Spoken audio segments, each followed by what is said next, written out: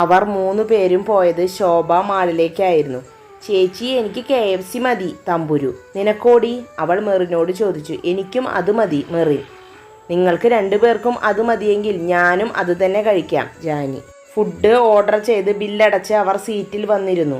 ചേച്ചി, Pepsi order ചെയ്തിട്ടില്ലേ? തമ്പുരു. 1 ലിറ്ററിൻ്റെ കുപ്പി ഓർഡർ ചെയ്തിട്ടുണ്ട്. അയ്യോ, 1 കുപ്പിയെ ഓർഡർ ചെയ്തിട്ടുള്ളൂ. എനിക്ക് തന്നെ 1 കുപ്പി മുഴുവനും വേണം.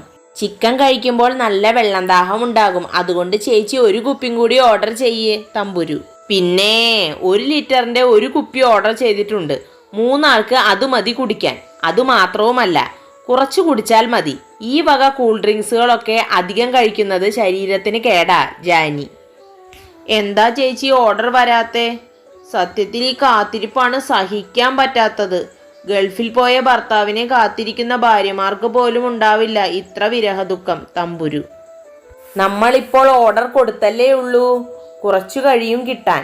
നിന്റെ കൊതിയോടൊന്ന് അടങ്ങിയിരിക്കാൻ പറ. നിന്റെ ആക്രാന്തം കണ്ടാൽ തോന്നും നീ ഈ സാധനം മുമ്പ് കഴിച്ചിട്ടേ ഇല്ല എന്ന്. മെറിൻ. മിക്കവാറും എല്ലാ ആഴ്ചകളിലും ഇവൾക്ക് KFC വാങ്ങിക്കൊടുക്കും. എത്ര കഴിച്ചാലും എപ്പോഴും കൊതിയാ. കഴിക്കാത്തവർക്ക് വലിയ കൊതിയുണ്ടാകില്ല. ഇടയ്ക്കിടെ കഴിക്കുന്നവർക്കാണ് ആക്രാന്തം. ജാനി. അപ്പോഴാണ് ഒരു പയ്യൻ ട്രേ നിറച്ച് ചിക്കനുമായി വരുന്നത് കണ്ടത്. വാ മോനെ വാ, ഓടി വാ, ചേച്ചി നിനക്ക് വേണ്ടി കാത്തിരിക്കുക. എന്തൊരു സ്മെല്ലാണ്. ആ സ്മെല്ലടിക്കുമ്പോൾ തന്നെ വായിൽ വെള്ളമൂറും. വാടാ ചക്കരെ പൊന്നെ വാടാ. ആ പയ്യൻ്റെ വരവ് നോക്കി തമ്പുരു ഇങ്ങനെ പറഞ്ഞുകൊണ്ടേയിരുന്നു. പക്ഷേ തമ്പുരുവിൻ്റെ കൊതി കൊണ്ടാണോ എന്നറിയില്ല, ആ പയ്യൻ പോയത് തൊട്ടടുത്ത ടേബിളിലേക്കായിരുന്നു. അയ്യോ ചേച്ചി, അത് നമുക്കുള്ളതല്ല. എനിക്ക് ഈ സ്മെല്ല് സഹിച്ച് അധിക നേരം പിടിച്ചു നിൽക്കാൻ പറ്റുന്നില്ല. നമ്മുടെ ഫുഡ് എന്താ വരാത്തേ? തമ്പുരു. എടി കൊതിച്ചി, ഒന്ന് പതുക്കെ പറയടി. മറ്റുള്ളവർ കേട്ടാൽ നീ ഇതൊക്കെ ആദ്യമായിട്ട് തിന്നുകയാണെന്ന് കരുതും. നീ എന്താ KFC തിന്നാത്തതാണോ? ആശം. 15 വയസ്സ് കഴിഞ്ഞു. ഇപ്പോഴും ചെറിയ കുട്ടികളെക്കാൾ കഷ്ടമാണ്. നശിപ്പ്. അധികം കൊതി കാണിക്കാൻ നിന്നാൽ പിന്നീട് ഞാൻ ഒരിക്കലും വാങ്ങി തരില്ല. അടങ്ങിയിരിക്കടി അവിടെ. ജാനി അല്പം ദേഷ്യത്തോടെ പറഞ്ഞു. ചേച്ചി ഒന്നവിടെ പോയി ചോദിക്ക് ചേച്ചി. ചിലപ്പോൾ നമ്മുടെ കാര്യം അവർ മറന്നുപോയിരിക്കും. തമ്പുരു. ഒന്ന് അടങ്ങടി പെണ്ണേ, എനിക്ക് നിന്റെ കൊതി കാണുമ്പോഴാ ദേഷ്യം വരുന്നത്. മെറിൻ. അപ്പോഴേക്കും ഒരു പയ്യൻ KFCയുമായി വന്നു. അതെ, എനിക്ക് ലെഗ് പീസ് തന്നെ വേണം എന്ന് പറഞ്ഞ് ലെഗ് പീസ് തന്നെ പറക്കിയെടുത്ത് തൻ്റെ പാത്രത്തിലേക്ക് ഇടുകയാണ് തമ്പുരു. അതെ, അപ്പോൾ ഞങ്ങൾക്കൊന്നും വായിയില്ലേ? നിനക്ക് മാത്രം എന്നും ലെഗ് പീസ് അല്ലേ? ദേ ഇതിൽ 4 ലെഗ് പീസുകളുണ്ട്. നീ ഇത്രയും കൊതിച്ചതല്ലേ, അതുകൊണ്ട് 2 ലെഗ് പീസ് നീ എടുത്തോ. ബാക്കി 2 എണ്ണം ഞങ്ങൾക്ക് വേണം. ഇനിയും അതിൽ പീസുകൾ ഉണ്ടല്ലോ, അത് കഴിച്ചു വയറ് നിറച്ചാൽ മതി.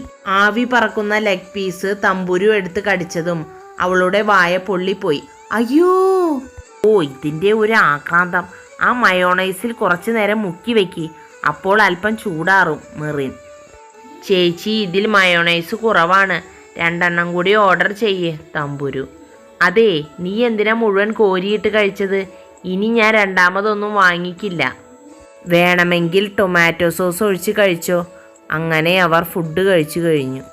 അപ്പോഴും ചേച്ചിയെയും അനുജത്തിയെയും 2 കണ്ണുകൾ നിരീക്ഷിച്ചു കൊണ്ടിരിക്കുകയായിരുന്നു.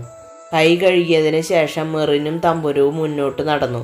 ജാനിക്ക് ടോയ്ലറ്റിൽ പോകാനുള്ളതുകൊണ്ട് അവൾ അവിടേക്കും പോയി. ടോയ്ലറ്റിലേക്ക് പോയ ശേഷം തിരിച്ചു നടക്കവേ അവളെ ആരോ പിന്തുടരുന്നത് പോലെ അവൾക്ക് തോന്നി. പെട്ടെന്ന് തന്നെ അവളുടെ കയ്യിൽ ആരോ പിടുത്തമിട്ടു. എനിക്ക് എന്താണ് സംഭവിക്കുന്നത് എന്ന് മനസ്സിലാക്കും മുമ്പേ അയാൾ അവളെ ഒരു ഇരുട്ടുമുറിയിലേക്ക് കൊണ്ടുപോയി. അവളെ അയാളുടെ ശരീരത്തോട് ചേർത്ത് തിരിച്ചു നിർത്തി. ജാനി അപ്പോൾ നിന്ന് പിടഞ്ഞുകൊണ്ടിരുന്നു. അയാൾ അവളുടെ വായ പൊത്തിപ്പിടിച്ചു. കിടന്ന് പിടയ്ക്കാതെടി പെണ്ണേ, നിന്നെയും തമ്പുരുമോളെയും ഞാൻ എൻ്റേതു മാത്രമാക്കി മാറ്റും. അവളുടെ കാതോരം ചേർന്ന് അവൻ പറഞ്ഞു. Who are you? അവൾ ബലമായി കുതറിയോടാൻ ശ്രമിച്ചുകൊണ്ട് പറഞ്ഞു. ഞാൻ രാവണൻ. അവളുടെ കവിളിൽ അമർത്തി കടിച്ചുകൊണ്ട് അവൻ പറഞ്ഞു.